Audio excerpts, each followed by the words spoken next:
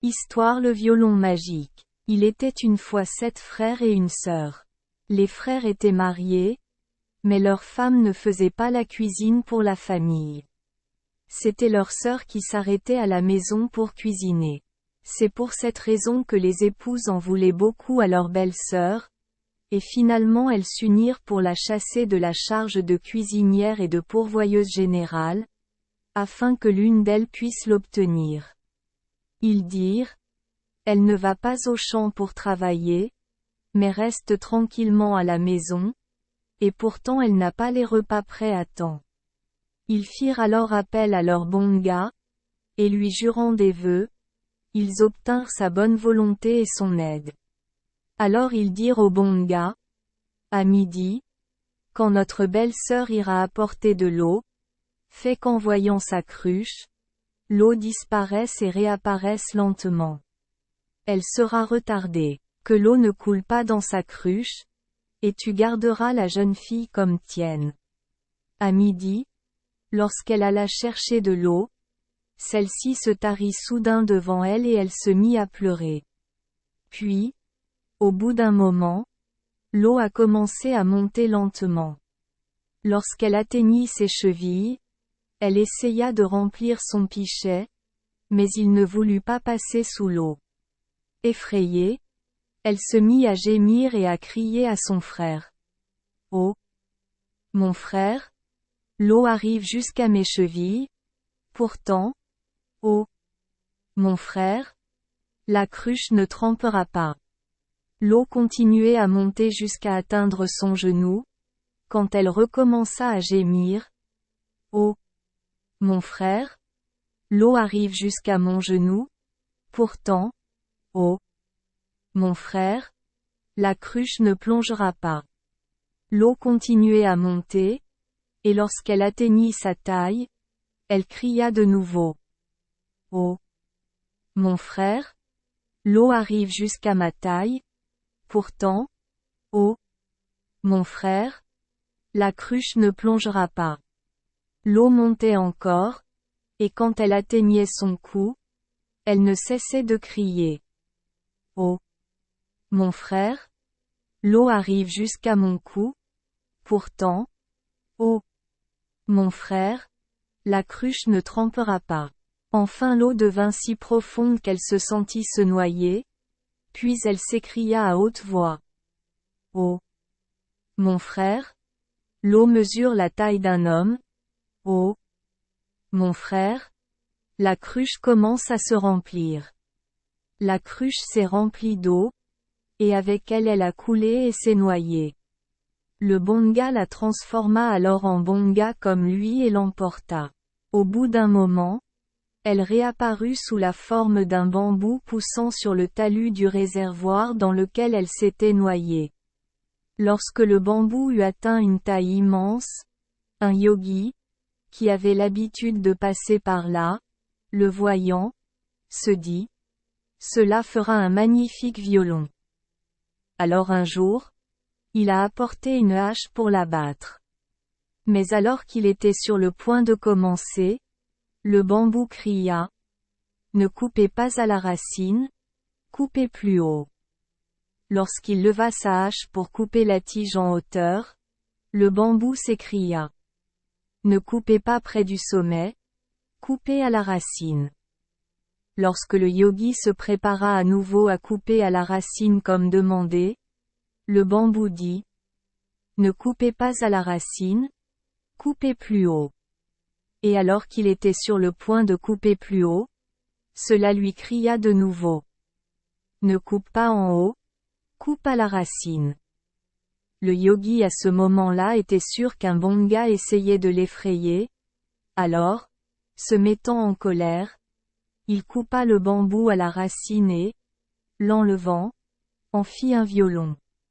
L'instrument avait un son supérieur et ravissait tous ceux qui l'entendaient.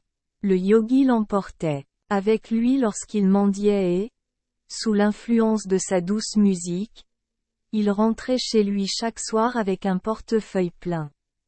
Il visitait de temps en temps, lors de ses tournées, la maison des frères de la jeune fille bonga, et les sons du violon les affectaient beaucoup.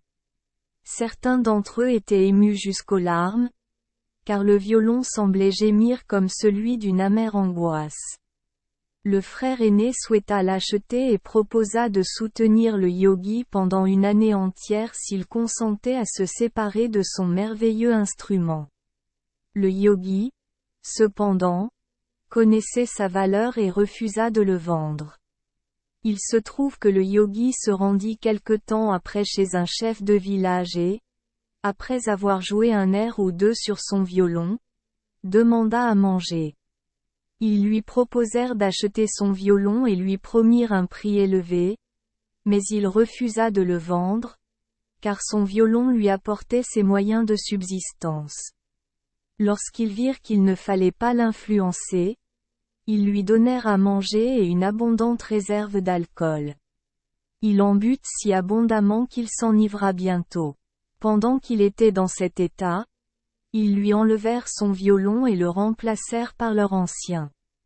Lorsque le yogi s'est rétabli, il a raté son instrument et, soupçonnant qu'il avait été volé, il leur a demandé de le lui rendre. Ils ont nié l'avoir pris, alors il a dû partir, laissant son violon derrière lui. Le fils du chef, étant musicien, jouait du violon du yogi, et entre ses mains la musique qu'il produisait ravissait les oreilles de tous ceux qui l'entendaient. Lorsque toute la maisonnée était absente pour ses travaux dans les champs, la fille Bonga sortait du violon en bambou et préparait le repas familial. Après avoir mangé sa part, elle plaça celle du fils du chef sous son lit, et la recouvrant pour éviter la poussière, retourna au violon. Cela se produisait tous les jours. Les autres membres de la maison pensaient qu'une de leurs amies manifestait ainsi son intérêt pour le jeune homme, et ils ne se donnaient donc pas la peine de savoir comment cela se produisait. Le jeune chef, cependant, était déterminé à surveiller et à voir laquelle de ses amies était la plus attentive à son confort. Il se dit intérieurement: je vais l'attraper aujourd'hui et lui donner une bonne raclée. Elle me fait honte devant les autres. En disant cela, il se cacha dans un coin, dans un tas de bois de chauffage. Peu de temps après, la jeune fille sortit du violon en bambou et commença à se coiffer. Ayant achevé sa toilette, elle prépara le repas de riz comme d'habitude, et après en avoir mangé elle-même, elle plaça la portion du jeune homme sous son lit, comme auparavant, et s'apprêtait à entrer de nouveau dans le violon, quand celui-ci, sortant en courant de sa cachette, endroit, la prit dans ses bras. La fille Bonga s'est exclamée: Fi, tu peux être un homme, ou tu peux être un hadi d'une autre caste avec qui je ne peux pas me marier. Il a répondu: non. Mais à partir d'aujourd'hui, toi et moi ne faisons plus qu'un. Alors ils commencèrent à converser avec amour. Quand les autres rentrèrent chez eux le soir, ils virent qu'elle était à la fois un être humain et un Bonga, et ils se réjouirent extrêmement. Au fil du temps, la famille de la jeune fille Bonga devint très pauvre et ses frères vinrent un jour en visite chez le chef. La fille Bonga les reconnut aussitôt, mais ils ne savaient pas qui elle était. Elle leur apporta de l'eau à leur arrivée, puis leur déposa du riz cuit. Puis, s'asseyant près d'eux, elle commença, d'une voix lamentable, à leur reprocher le traitement que leur femme lui avait fait subir. Elle raconta tout ce qui lui était arrivé et termina en disant: vous deviez tout savoir, et pourtant vous n'êtes pas intervenu pour me sauver. Et ce fut toute sa vengeance. Merci les enfants des Esperluette Croisillon 39. Avoir écouté des contes de fées au jour Esperluette Croisillon 39. 8. Espérons que les histoires apporteront aux enfants des moments heureux et significatifs.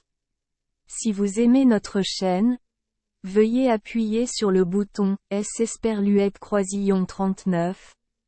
Abonnez, pour ne manquer aucune histoire intéressante. Je vous souhaite une bonne nuit de sommeil et de beaux rêves. Rendez-vous dans la prochaine histoire.